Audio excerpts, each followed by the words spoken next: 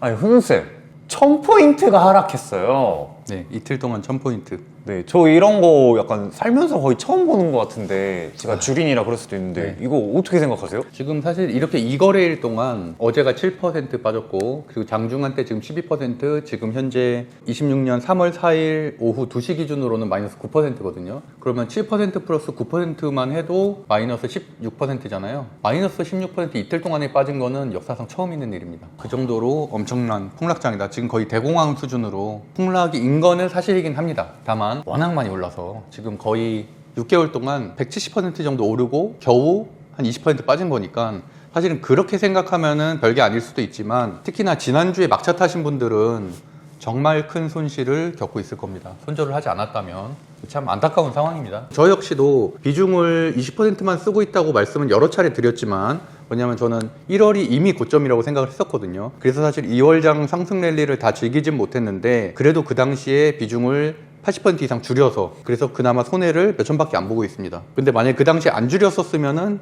한 1억 날라갔겠죠. 한 이틀 동안. 그래서 어차피 경험해야 될 일들이기 때문에 대응하고 있습니다. 뭐 이렇게 크게 슬프거나 당황스러운 일도 아니에요. 뭐 이 정도는. 아, 저희 어머니는 지금 난리 나신 것 같긴 한데요. 그러면 혹시 하락장을 옛날에도 경험해 보셨나요? 이 정도로 폭락하는 이런. 제가 사실 그 훈훈한 경제학교 우리가 만든 지가 지금 한 달 좀 넘었잖아요. 배당주 투자하는 이유 때 제가 하락장에서도 수익 냈던 투자자라는 표현을 썼었거든요. 그리고 그 당시에 MTS 수익 인증을 했었는데 2021년 7월부터 2022년 말까지 지수가 1000포인트, 1년 1개월 동안 1000포인트가 빠진 하락장이 있었어요. 그때도 똑같이 러시아, 우크라이나 전쟁이 트리거가 돼서 폭락이 시작된 거였었는데 그때도 저는 거의 매일 수익을 냈다는 것을 여러 차례 인증을 통해서 말씀을 드렸었고요. 그렇기 때문에 뭐 하락장 게시물 제가 지금 유튜브에 법학자 훈훈이 하락장이라고 치면 엄청 많이 나옵니다. 그 당시에도 제가 여러 차례 수익 인증을 하면서 올렸었던 내용들 다 이거 제가 올렸던 거거든요. 법학자 훈훈이 채널, 그다음에 뭐 주식 아티스트 이런 데 많이 올렸던 내용이 다 그대로 있습니다. 그래서 궁금하신 분들은 그때 영상을 찾아보셔도 괜찮을 것 같아요. 뭐 왜냐면 사실은 폭락이라는 거는 결국엔 대응법과 마인드는 똑같거든요. 그 상황이 달라질 뿐이지 어차피 기본 원칙은 똑같기 때문에 그런 것들을 보셔도 도움이 될 거라고 생각합니다. 제가 뭐 법학자 훈훈이 하락장 대응법 이렇게 치면은 나오는 영상들이 꽤 많거든요. 그래서 그렇게 보시면 될 것 같아요. 역시 훈훈쌤은 다 경험이 있으시군요. 네, 그러면은 한번 지금 좀 난리가 난 다들 어수선할 이 3월 현황 한번 살펴보시죠. 네, 사실 오늘 아침에 제가 주식 아티스트 멤버십 방송에서 이미 했었던 내용인데 그런 것들을 조금 각색을 해서 화면 녹화를 해서 다시 한번 설명드리려고 해요. 제가 제목을 미이란 전쟁 폭락장 특집이라고 이렇게 가져왔고요. 일단 그 현황을 한번 먼저 보시면은 믿기지 않을 정도로 마이너스 10%, 장중한 때는 마이너스 12.65%가 코스피가 하락을 했고요. 6,300포인트 찍고서 하락을 했으니까 장중한 때는 한 1,300포인트까지 이틀 만에 떨어졌다라고 볼 수 있습니다. 수급 동향을 봐도 외국인도 팔고 있고 그나마 기관이 좀 방어를 하고 있는 것 같아요. 그래서 아까 12시 반에 거의 12% 말까지 떨어졌었는데 갑자기 한 3% 말아 올리더라고요. 그게 기관 투자자들이 좀 방어를 하고 있다라고 보시면 될 것 같고 뭐 코스닥도 볼 거 없죠. 코스닥도 볼 거 없고 똑같이 약 한 이틀 동안 20% 가까이 빠졌고 삼성전자가 9.3%, SK하이닉스 그나마 조금 말아 올려서 마이너스 7%, 현대차 많이 빠졌어요. 현대차가 어제도 마이너스 17%, 오늘 14%. 그러니까 이틀 동안 약 한 35% 정도 하락을 했습니다. 근데 지난주를 생각해 보시면 현대차 차트만 보면 제가 이게 말도 안 된다고 했잖아요. 25일 날 9%, 26일에 5%, 27일에 11%. 이런 과도한 급등이 있었기 때문에 제가 3월에 리밸런싱이 날 거라고 그 당시에 방송을 통해서도 말씀드렸었고 주식토론방을 통해서도 경고를 드렸었는데 그거가 어떻게 보면은 3월 첫째 날부터 이렇게 첫 거래일부터 폭락이 시작하게 됐네요. 그런 상황이고 일단 오늘자 기준으로 오늘이 이제 수요일이니까 폭락장 시장을 한번 분석을 해볼게요. 제가 7년 동안 방송을 하면서 여러 차례 하락장, 폭락장을 경험을 해봤고 뭐 블랙 먼데이라든지 또는 엔캐리 폭락 이런 그래도 지수가 7, 8% 정도 빠지는 장들을 경험을 해봤는데 그럴 때하고 좀 상황은 좀 많이 다릅니다. 왜냐하면 그 당시에는 바닥 횡보하고 있는 상황에서 그런 추가적인 하락이 나왔기 때문에 V자 반등을 기대할 수가 있었는데 이번과 같은 경우는 단기간에 지수가 2, 3천 포인트가 오른 이후에 조금 하락을 한 거기 때문에 분명히 다른 상황이다 라는 거를 말씀드리고 싶고 물론 명분은 미이란 전쟁 때문에 하락이라고는 하지만 실제로 저는 며칠 전부터 계속 이런 말을 하고 다녔거든요. 방송에서도 했고 어떤 이유를 갖다 붙여서든 폭락은 일어날 것이다 라고 말씀드렸어요. 그나마 오늘 사람들이 좀 기대를 했던 게 어제 폭락 이후에 미국 증시가 반등을 했거든요. 유럽 증시도 어저께 한 3% 마이너스 3%에서 그쳤고, 그렇기 때문에 사실은 미국 증시가 막상 당사자국인 미국과 이란 같은 경우는 전쟁이 지금 현재 확전이 되고 있는 상황임에도 미국 증시는 한 3거래일 동안 약 한 3%밖에 빠지지 않았어요. 그나마도 지금 다 거의 다 반등을 하고 있는 상황이고, 근데 우리 증시는 마이너스 20% 이상 빠졌다는 얘기예요. 그 이유는 여기 써놓은 것처럼 일단은 미국과 한국 시장의 커플링 현상이 깨졌다는 거죠. 미국 시장에 지속적으로 하락하고 있을 때도 한국 시장은 급등을 하고 있었기 때문에 이미 동조화 형상은 깨진 지가 꽤 오래됐다. 가장 큰 원인은 작년 9월 달부터 삼성전자와 SK 하이닉스가 랠리를 펼치면서 어떻게 보면은 전 세계에서 가장 증시가 급등하는 시장이 된 것들이죠. 일단 첫 번째로 왜 그런 폭락이 이루어졌냐. 아까 이제 말씀드렸던 대로 아까 12시 반 기준으로는 마이너스 12%까지 역사상 유례 없는 일이 일어나고 있고, 제가 이거 지금 시황맨이라는 유튜버가 한 것을 자료를 가져왔는데 보시면은 어제였죠, 어제. 근데 그동안에는 폭락장, 9.11 테러, 닷컴 버블, 뭐 글로벌 금융위기, 코로나, 우리가 알만한 굵직굵직한 폭락 이후에도 그 다음날이나 또는 이틀 뒤에 반등하는 경우가 대부분이었어요. 70% 확률로 그래 왔는데 이때도 마이너스 12%, 11% 엄청난 하락이었죠. 그랬는데 이번은 지금 다르다. 마이너스 두 번째로 어쨌든 이틀간 마이너스 20%가 빠지고 있어 추가적인 하락이 일어나고 있는데, 여기 상황을 보시면은 왜 그럼 그렇게까지 우리만 빠질까? 뭐 가장 쉬운 이유죠. 많이 올랐기 때문에, 너무 우리나라만 랠리를 펼쳤기 때문에 당연히 이 정도 하락은 있을 수 있다. 앞서 말한 것처럼 170%가 올랐고 이제 겨우 한 20% 조금 빠진 거거든요. 그렇기 때문에 올해 주식 투자를 처음 시작한 분들은 사실은 큰 손실을 봤을 거고, 왜냐면 작년에 수익을 낸 게 없을 테니까. 그런데 작년부터 사실은 저 같은 경우도 거의 70% 수익을 냈고 올해 1월 달에도 50% 수익 냈잖아요. 그래서 작년부터 수익을 내왔던 사람들 입장에서는 그냥 수익 낸 부분을 일정 부분 반납하는 정도다라고 생각하시면 될 것 같아요. 근데 특히나 제 주변에서도 자산가들이 올해 들어서 뛰어든 분들 꽤 많거든요. 막 삼성전자가 10%씩 오르고 현대차가 2월 달에만 30%가 넘게 올랐어요. 말도 안 되는 거죠. 100조가 이미 또 넘었잖아요. 그런 증시이기 때문에 포모를 느껴서 뒤늦게 추격 매수하신 분들은 많이 손해를 보았을 것이다. 그래서 오늘 콘텐츠에서는 하락장과 조정장을 좀 구별하는 방법을 알아야 돼요. 왜냐하면 이게 진짜 하락인지 가짜 하락인지를 구별을 해야 되니까, 그리고 일시적인 폭락인지 아니면은 하락 추세로의 변환인지, 말 그대로 역사상 최고점을 찍고 앞으로 계속 빠질 것인지를 분명히 구별을 해야 되거든요. 무조건 희망 회로를 돌린다고 될 일은 아닙니다. 이거 냉정하게 바라봐야 되고, 어쨌든 물론 하락장에서도 수익을 내는 방법은 있겠지만 어쨌든 많은 분들이 손실을 겪는 건 마찬가지니까. 일단 제가 생각하는 논리들이에요. 보시면은 선물 숏 포지션, 롱 포지션이라는 게 있잖아요. 선물에서도 숏 같은 경우는 위에서 아래로 베팅을 하는 거죠. 아래로 떨어지면 수익을 버는 구조고, 공매도도 마찬가지고요. 공매도 투자자들 예전보다는 좀 공매도 제도가 개선이 되면서 좀 덜하긴 하지만, 그리고 인버스 곧버스 사신 분들, 말 그대로 인버스 곧버스도 지금 거의 2조 가까이 되거든요. 엄청나게 많은 자금을 위에서 아래로 베팅을 했다는 얘기예요. 그래서 공포심을 유발한 투매가 어떻게 보면 이 사람들이 수익이 나는 집단이 또 있다는 거예요. 우리가 대부분의 투자자, 약 90% 정도의 투자자들은 당연히 올라가야지 수익을 내겠지만, 이렇게 10% 미만의 투자자들은 오히려 폭락을 해야 돈을 버는 구조인 곳들이죠. 그럼 이런 집단들은 우리나라뿐만이 아니라 미국도 마찬가지고요. 뭐 공매도, 특히나 공매도 세력 같은 경우는 뭐 하향 리포트를 내기도 하고 일부러 좀 저격하는, 그 기업의 내부 기밀을 저격하는 리포트들을 내기도 하면서 공포심을 유발해서 더 많은 투매를 이끌게 된다는 거죠. 특히나 지금과 같은 시장에서는 많은 초보 투자자들이 들어와 있잖아요. 그렇기 때문에 그분들은 더 당황한다는 거죠. 왜냐하면 어디다 물어볼 때도 없고, 그나마 큰 채널 몇 개 정도 보고서 판단을 할 텐데 그분들이야 뭐 그냥 버티라고 하겠죠. 특별하게 대응법을 가르쳐주진 않겠지만 어쨌든 그런 분들은 뭐 신용을 썼을 수도 있고, 그러면 더더욱이나 반대매매 청산을 피하기 위해서 내일 일어나거든요. 그렇기 때문에 오늘 많은 투매가 일어나는 것으로 보고 있습니다. 제가 생각하는 오늘의 폭락은 중동전쟁인데, 중동전쟁의 대외적인 명분이긴 하지만 많이 올랐기 때문에 많이 빠지는 건 당연한 수순이었다. 그렇게 해서 어떤 이유들이라도 갖다 붙였을 거다. 뭐 얼마 전에는 케빈 워시 연준 후보자죠. 연준 후보자의 말 한마디 때문에도 폭락이 일어났었잖아요, 우리나라에. 그런 것처럼 꼭 중동전쟁이 트럼프가 발발을 하지 않았을 할지라도 어떤 이유든지 간에 국내 증시의 악재를 양산하는 세력들이 분명히 있을 거고 그런 것들이 언론 보도를 통해서 확산이 되면서 동시다발적인 투매가 일어나는 것들은 굉장히 흔한 패턴이다. 그렇기 때문에 바닥에 오른 것 자체가 어떻게 보면 하나의 시그널이었고 또 하나는 시그널이 또 하나가 있었죠. 하나는 외인들이 금요일에만 7조를 팔았습니다. 이런 것들이 하나의 시그널이 된다는 거죠. 지속적으로 외인들이 팔았다는 것들. 그리고 특히나 폭등장의 마지막에는 약간 오버슈팅이 나오기도 하거든요. 현대차가 지난주에만 30% 폭등했다는 것들. 이런 것들도 하나의 어떻게 보면 고점을 알리는 시그널이 될 수 있었다. 근데 왜 올랐는지를 냉정하게 분석을 해보면 가장 큰 이유는 당연하죠.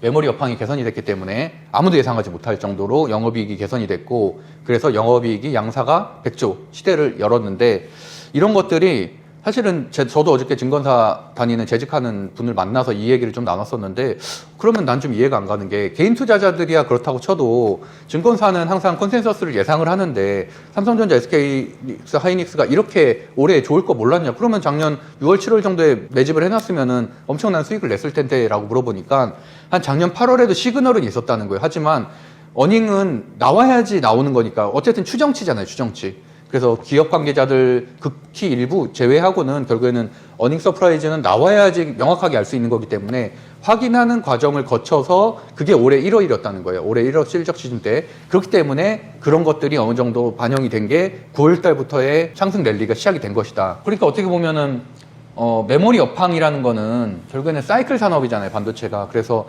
단기간에 갑자기 이게 가격이 떨어지거나 이러기는 쉽지는 않죠. 그렇기 때문에 메모리 가격도 매일매일 체크를 하는 거고. 어쨌든 이 이유가 가장 컸었다. 반대로 얘기하면 그럼 도대체 언제가 고점이냐? 삼성전자와 SK 하이닉스 실적이 꺾이는 순간이 최고점이다, 우리나라는. 그렇기 때문에 항상 준비를 해야 된다. 그런 시그널들은 여러 곳에서 나오겠죠. 뭐 외국인들이 연속적으로 몇 조씩 판다던가 또는 뭐 레포트를 통해서도 우리가 실적을 예상하는 것을 통해서 알 수 있겠고 업황이 어느 정도 꺾인다라는 것들이 레포트가 나오게 되면 그때부터는 과감하게 비중을 줄일 수 있어야겠죠. 그다음에 두 번째로는 많은 분들이 알고 있는 어쨌든 저도 이 얘기를 정말 강조를 많이 했잖아요. 본인을 스스로 슈퍼겜이라고 이를 정도로 주식시장의 이해도가 높은 대통령이 여러 가지 정책들을 펼치고 있다. 과거의 대통령들은 주식 한번 해본 적이 없는 사람들이 대다수였어요. 윤석열 전 대통령 같은 경우도 그런 주식 투자 해본 적이 없다는 식으로 얘기를 했었고, 그리고 진성중 정책위원장도 주식 투자 한 번도 해본 적이 없다라는 말을 했을 정도로 주식 투자에 대해서 문외한 사람들은 논문 쪼가리 몇 개 읽고서 정책을 내놓는단 말이죠. 그런 것들이 시장에 먹힐 리가 없죠. 투심이 훨씬 더 중요하기 때문에. 근데 반대로 주식으로 큰 돈을 벌어본 경험이 있는 사람이 정책권자이기 때문에 그런 사람이 부문당국을 쪼여서 나온 것들이고, 가장 큰 이유는 여기서 3번에 써놓은 것처럼 부동산 정책을 규제하기 위해서, 그래서 5월 9일까지는 양도세 중과 회피 때문에 다 던져야 되는 상황이잖아요.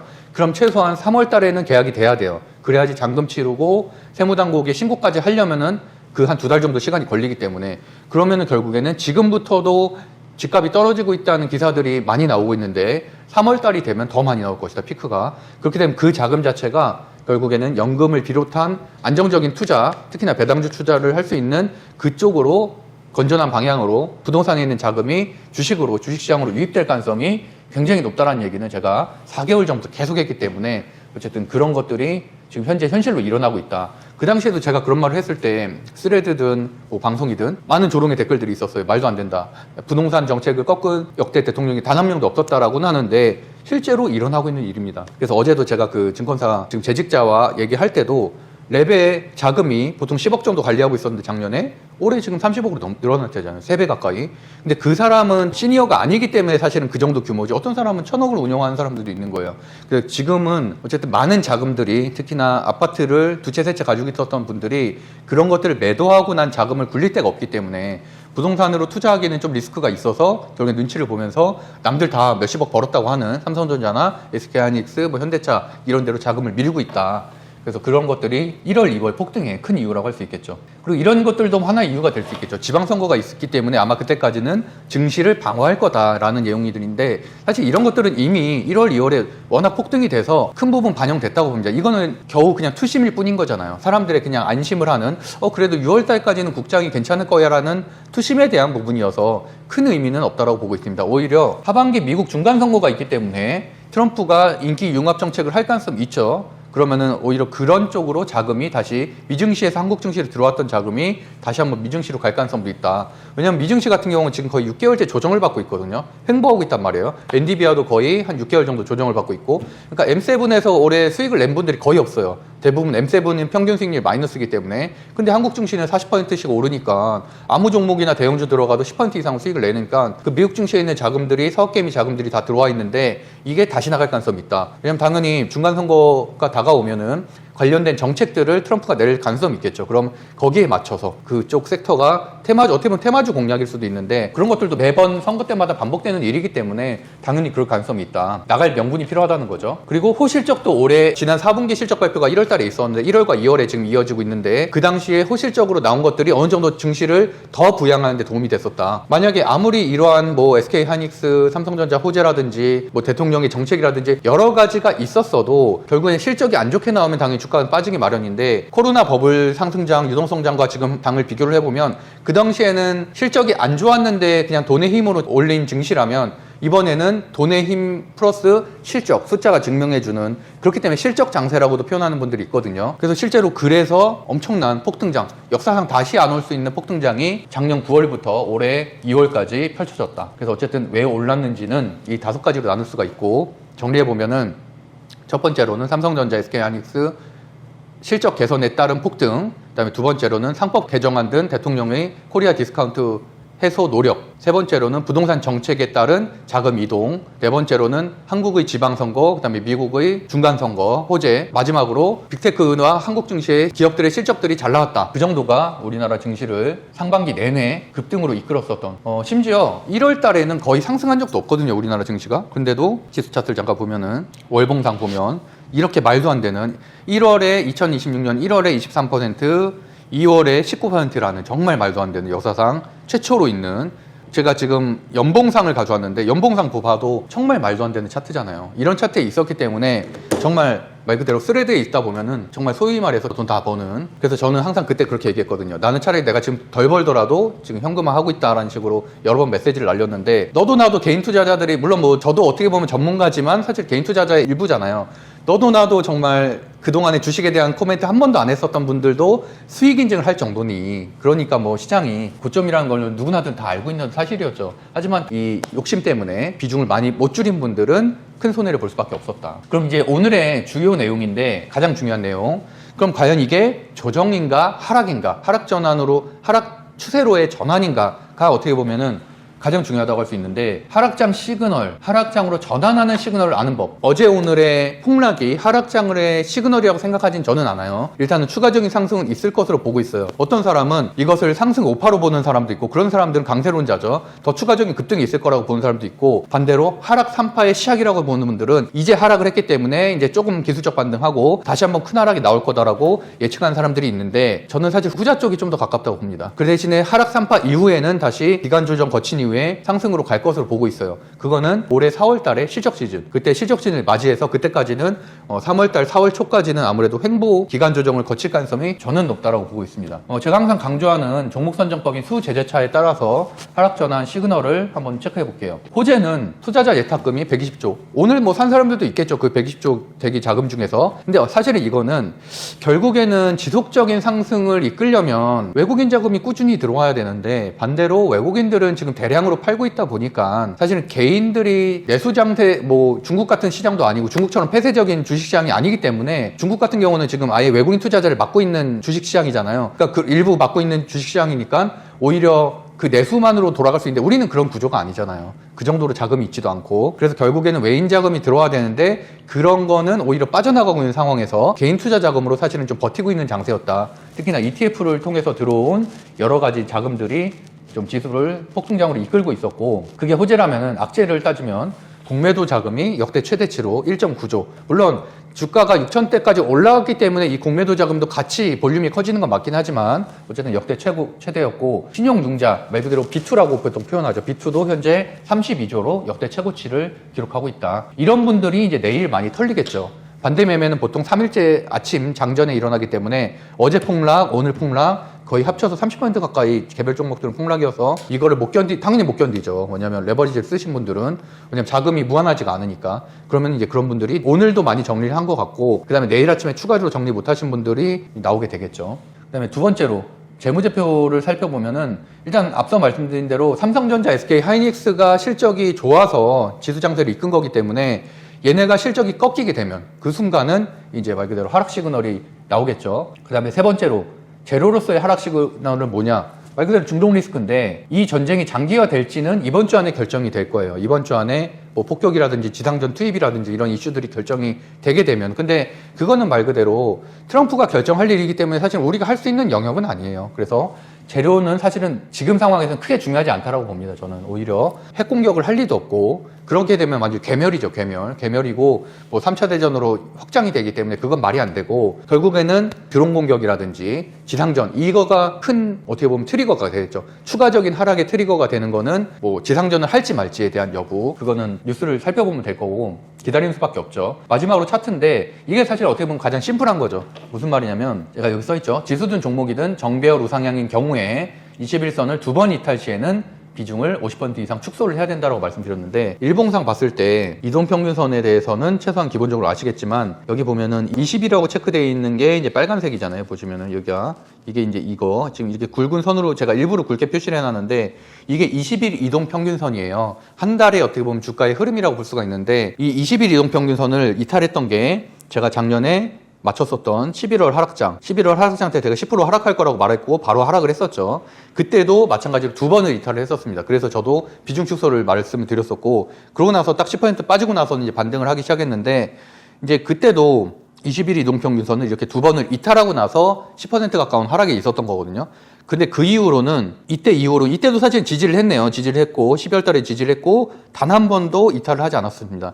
제가 말하는 이탈이라는 거는 종가 기준입니다. 종가 기준. 장중에 이탈한 거 말고 종가 기준인데, 이날도 조금 위험은 했었네요. 조금 위험은 했었지만 이탈하지 않았고, 이때가 그때죠. 마이너스 5% 빠졌을 때가 캐비너시 장관에 대한 발언 때문에 빠졌었던 거고, 그때도 가파르게 또 반등을 하기도 했었죠. 근데 그때와 다른 거는 추가적인 급등이 너무 과하게 갭을 안 메꾼 상태에서 나왔었고, 그러고 나서 어쨌든 어제 이어서 폭락이 나왔다는 건데, 오늘자에도 사실은 장초에는 좀 지지를 해줬었어요. 21선 이탈하지 않고, 시가에서는 지지를 해줬지만 보시는 것처럼 이탈이 나오면서 시가가 마이너스 3% 시작했잖아요. 그때라도 사실 다시 던졌었으면 됐는데, 그때 던지지 못한 투자자들은 지금 마이너스 10.9%니까 엄청난 손해를 봤을 거다. 그러면 일단 한 번은 이탈을 했죠. 한 번은 이탈했다면 아까 말한 대로 만약 이것을 하락 3파로 본다면은 일단은 하락 한 번이 크게 나온 거죠. 세게 한 번 나온 거고, 두 번째 반등이 데드캣 바운스가 나오고, 그 다음에 이제 하락이 되면서 하락이 종료가 되는 거니까, 그러니까 이 갭을 메꾸는 반등이 이번 주 안에는 나올 수가 있겠죠. 아직은 수요일밖에 안 돼서 목요일, 금요일에 나올 수는 있겠죠. 근데 그렇게 되면은 어쨌든 한 번은 21선을 이탈했지만 벗어난 거잖아요. 근데 문제는 뭐냐면 두 번째 이탈했을 때 21선을 다시 재돌파해서 21선 위에서 지지를 받다가 어떤 이유든 간에 추가적인 21선 이탈이 되게 되면 그때는 단기 조정이 아닌 하락 추세, 그것도 단기일 수는 있겠죠. 하지만 제가 말하는 단기라는 거는 일주일이 될 수도 있고 한 달이 될 수도 있어요. 또는 두 달이 될 수도 있는 거죠. 특별한 호재가 나오기 전까지는. 그렇다면 단기적인 하락 추세로의 전환이 될 수가 있다. 그게 말 그대로 무슨 뭐 1년 동안, 2년 동안 장기 하락 추세가 아닌 2022년도 같은 경우에는 장기 하락 추세가 맞죠. 1년 동안 빠졌기 때문에. 근데 그거보다는 단기 하락 추세로의 전환이 있을 수가 있기 때문에 그때는 비중을 급격하게 줄여야 된다는 말씀을 꼭 드리고 싶습니다. 그리고 21년 전쟁 하락장 분석 있는데 오늘 좀 내용이 많긴 해서 오늘은 이 정도로 하고, 그 다음에 이제 추가적으로, 왜냐하면 지금 아직 하락장에 돌입한 건 아니기 때문에 오늘은 너무 많은 내용을 또 말씀드리면은 머리 아프니까 일단은 하락과 조정을 구별하는 법 오늘 분명하게 설명을 드렸으니까 이 두 가지에 맞춰서 시장을 대응하시면 좋을 것 같습니다. 그러고 나서 제가 뭐 내일이든 모레든 2부를 찍을 때는 그러면 과연 2021년, 2년, 1년 동안의 하락장에서 저는 어떤 식으로 대응을 했는지, 그리고 그때 상승하는 종목은 뭐였는지, 왜냐면 지금하고 상황이 똑같기 때문에 보시는 것처럼 그 당시에도 코로나 버블 많이 오른 거죠. 코로나 버블 많이 오른 거고, 스태그플레이션 지금도 똑같은 상황이고요. 러시아 우크라이나 전쟁이 그때 발발을 했어요. 21년도에. 그래서 그때부터 방산주들이 급등하고, 지금하고 똑같죠. 방산주들 급등, 에그플레이션 관련된 주들 급등, 철광주 급등, 해운주 급등. 그리고 그때도 협곡을 만든다는 말이 있어서 근데 어쨌든 그러고 나서 올해 같은 경우도 똑같이 급등한 이후에 지금 중동 전쟁에 대한 리스크, 이란과 미국의 대립, 뭐 지상전 확대 또는 유럽까지 확대 약간 이런 것들 때문에 똑같은 이유로 하락장이 된 거니까 어쨌든 이것과 비교해 보면은 분명히 어떤 식으로 살아남아야 되는지 주식시장에서 살아남아야 되는지를 알 수가 있어서 그 부분에 대해서도 2부에서 촬영을 하도록 하겠습니다. 어쨌든 힘든 상황입니다. 힘든 상황이지만 훈훈한 경제학교에 제가 올바른 투자 방향, 물론 제 말이 진리는 아니겠지만 그래도 저는 하락장에서도 끊임없이 수익을 내온 투자자고 지금은 또 배당주라든지 이런 좀 안전하게 자산을 관리하는 방법에 대해서도 콘텐츠를 올리고 있잖아요. 그래서 어떻게 보면 사실 제가 첫 번째 방송을 했었던 게 배당주 투자인데 그 당시에 현대차 우선주 너무 비싸서 못 샀잖아요, 우리가. 그 차트만 보면서 마무리할게요. 이때쯤 방송을 했었는데 그러고 나서 현대차 우선주가 엄청나게 급등을 해서 좀 아쉬웠는데 뭐 어쨌든 간에 현재 다시 한번 현대차 우선주가 이틀에 걸쳐서 거의 30% 가까이 폭락을 했기 때문에 배당주를 사는 분들 입장에서는 차익 실현을 하지 않으셨다면 그냥 더 사면 되는 상황이 된 거예요. 어떻게 보면 그동안 보통 이런 배당 성장주들은 급등을 하기도 하기 때문에 놓치는 경우가 있는데 이런 경우에는 오히려 주식수를 더 늘릴 수 있는 절호의 기회라고도 판단할 수가 있겠죠. 그래서 어쨌든 하락장에서 대응하는, 하락장에서 어떤 종목을 사야 되는지 또는 단기 급락장에서도 어떤 종목을 사야 되는지는 제가 2부에서도 자세하게 설명을 드리도록 하겠습니다. 어쨌든 다들 힘드실 테지만 훈훈한 경제학교와 함께 공부를 하시면서 잘 이겨내시면 좋겠습니다. 모두들 힘내세요. 감사합니다.